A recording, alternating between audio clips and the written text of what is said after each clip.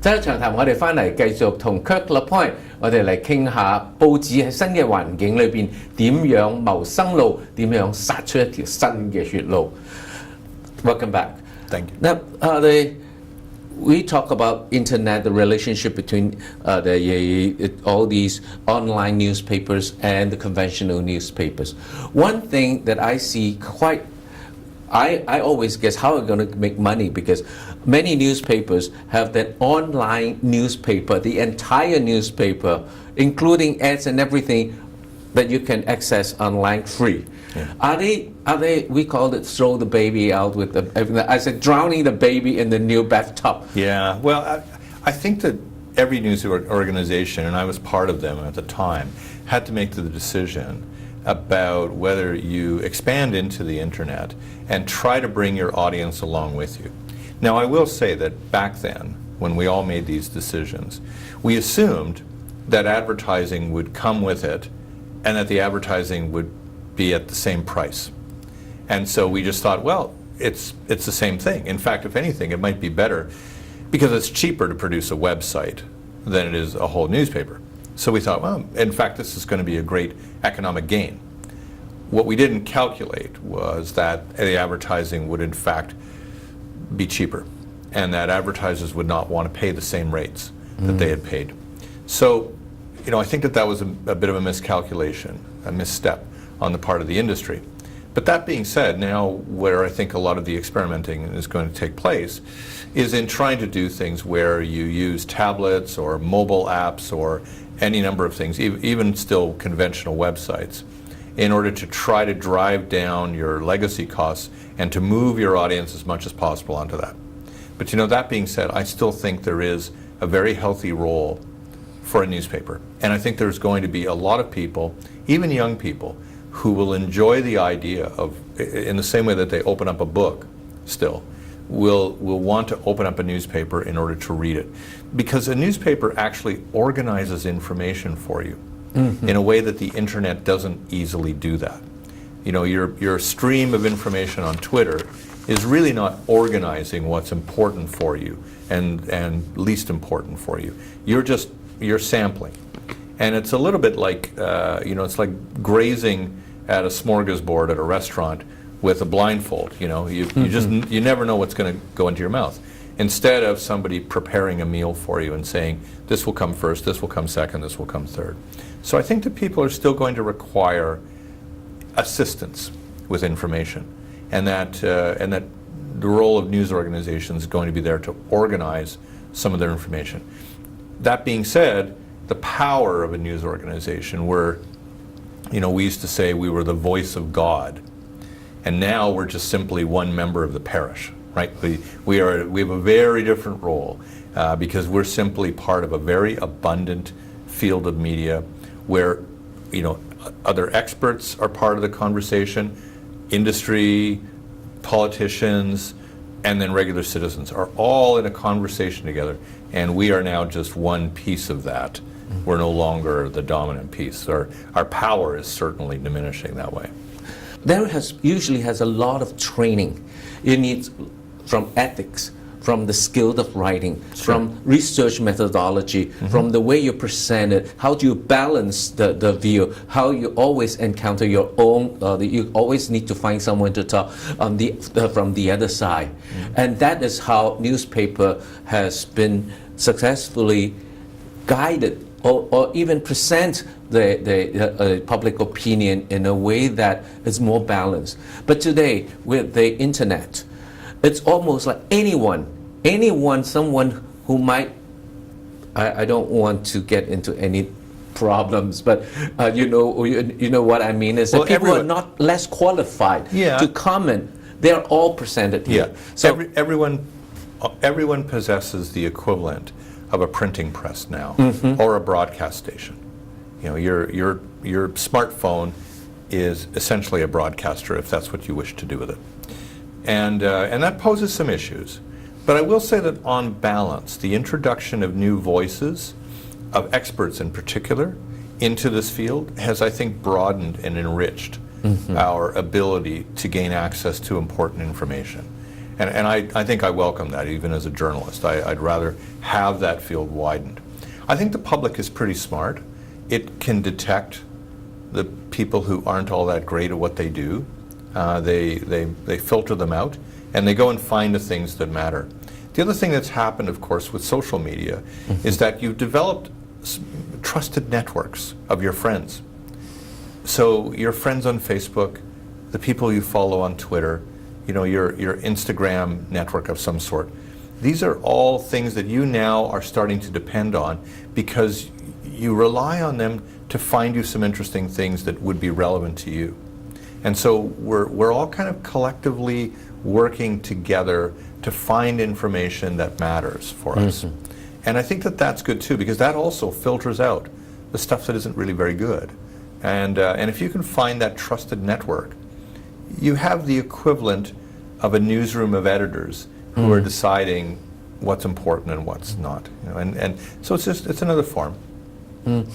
Because, as you said, now it could be a one-man newspaper. They became as influence or have much impact as a newspaper in the past. But the training, particularly the ethical side, has been an issue for me. And sure, there are some ethical issues involved in that.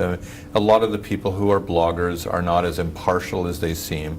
Some of them may be employees, or they may have financial relationships. Exactly, because in the newspaper, you can control those and make it a balance. Yeah, I mean, newspapers and news organizations, generally speaking, have standards for their employees about the degree to which they can participate politically, economically, any other way in society, in order that they maintain some kind of detachment or impartiality. But I will say, though, BC, that one of the central myths of journalism is that it is objective. But it's not. It can't possibly be. We're all subjective individuals. We all have baggage. But at least we have the chance to counter subjective to each other. We can. And I think what's emerging out of this is that transparency is very important for anyone who's communicating. So even a blogger who is an advocate, say, for the environment, if that person declares their conflict in this, then the public then can understand better about how to treat that information. It's when you don't declare it that you have a problem, right? That's where I think a lot of journalists and others have gotten themselves into trouble, is when they don't actually acknowledge that they have a conflict going on. So in a certain way, transparency is becoming the new objectivity, right? You're permitting people to express themselves as long as they tell you where they're coming from, what their background is, and so that you can then factor that in as you read what they're saying. Is there a movement to mandate this kind of information to be transparent when you are occupying the space or airtime, airspace in the internet world? Our business, is there a way our business to do is very wary about anything that regulates expression, right? I mean, because then you get into a situation where you've got the state overseeing expression, and there are more problems with that than others. No, I think what's taking place, for instance, there's a new body that's just started this month. It's a National News Media Council, and their job is to field public complaints about the fairness or accuracy of individual stories across our newspapers, in this case. And they're going to provide, I think, a very useful role for the public to ensure that media are fair and can be trusted. In one of my earlier jobs, I was the ombudsman for the CBC, and the CBC takes that quite seriously. They want to be able to be responsive to the public when it has a problem with a story, with the standard or the quality of a story. And I think the more media that involve themselves in those kinds of activities, where there is a public avenue to express your concern about the journalism, that will build back the trust, I think, that has been lost in some respects. And I think the organizations that don't do that are going to find themselves quite vulnerable, that the public is not going to trust them very much, and ultimately I don't think they'll succeed as businesses. So there's an importance in having that trust. let's go back to La Presse. Yeah. That's a very unique, and the reason why I want to come back is because while many newspapers, particularly the small and community newspaper like the Chinese language newspapers, they're also facing this threat. So with the success or the road towards a better surviving environment like the La Presse, what have they done that Vancouver Sun in the past or other media when they move towards the internet, digital media, what have they done that is better or improved? Well, I think what they've certainly done with the tablet application that they have is that they've adopted the visual literacy of that medium. So it's exciting to read. Part of the team that they have producing this aren't journalists exactly, they're designers. And so it's beautiful to look at. And you know, it's very compelling that way. And what they've done is that they've decided to go where that medium is and not try to simply put a bunch of newspaper text across that platform. What they want is beautiful imagery, a little bit of video, graphics, and all kinds of, you know, lovely design and the fonts that they use for headlines and those kinds of things to make it quite appealing so that it's beautiful to look at.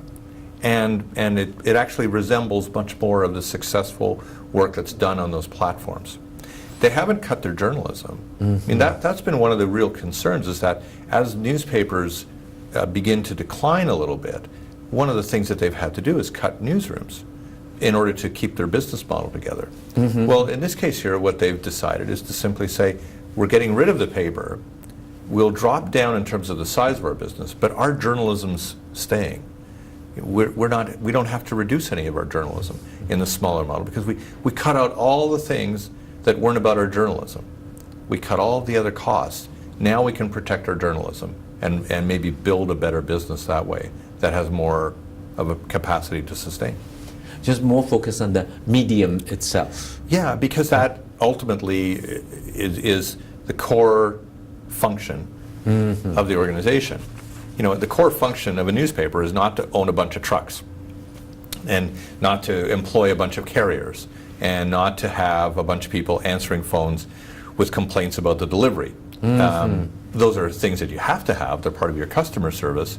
But if you can eliminate those and simply go to, you know, the combination of the journalism and the advertising, where, you know, you deliver audiences to each other, then that is probably a more sustainable business.